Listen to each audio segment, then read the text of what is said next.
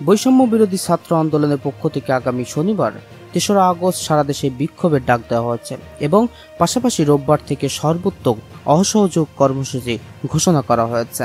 শুক্রবার ২রা আগস্ট এক ভিডিও বার্তায় বৈষম্য বিরোধী ছাত্র আন্দোলনের অন্যতম সমন্বয়ক আব্দুল হান্নান মাসুদ এই কর্মসূচির ঘোষণা দেন।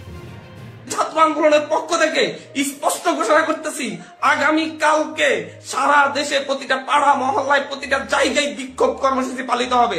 আর আগামী কালকের পরে পরশুদিন থেকে সর্বাত্মক অসহযোগ আন্দোলন পালিত হবে।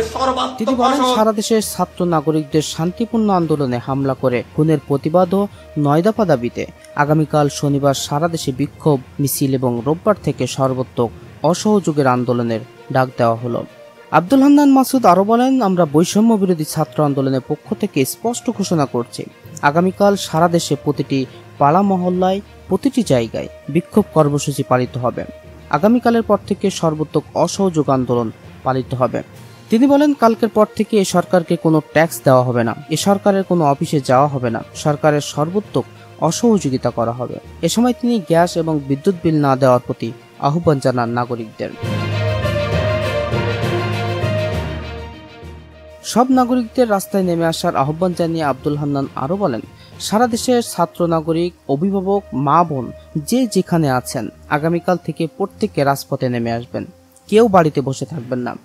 এটা আপনাদের দায়বদ্ধতা, প্রতিটি শহীদদের প্রতি আপনাদের এই দায়বদ্ধতা আছে। প্রয়োজনে আপনি আপনার ভবনের নিচে এসে অবস্থান করবেন, তবুও রাস্তায় থাকবেন। প্রত্যেক দল, প্রত্যেক মতের মানুষের প্রতি উদাত্ত আহ্বান, প্রত্যেককে রাস্তায় নেমে আসবেন। আইন শৃঙ্খলা রক্ষাকারী বাহিনীর সদস্যদের প্রতি আহ্বান জানিয়ে তিনি আরো বলেন, আপনারা জনগণের পাশে এসে দাঁড়ান, আপনারা আর গুলি ছুড়বেন না। এই কথা বলার সময় আব্দুল হান্নান আবেগ আপ্লুত হয়ে পড়েন। আমরা আপনাদের ভাই, আপনাদের সন্তান, আপনারা এই সরকারকে অসহযোগিতা করুন। আমাদের আন্দোলন শান্তিপূর্ণ ছিল, শান্তিপূর্ণ থাকবে।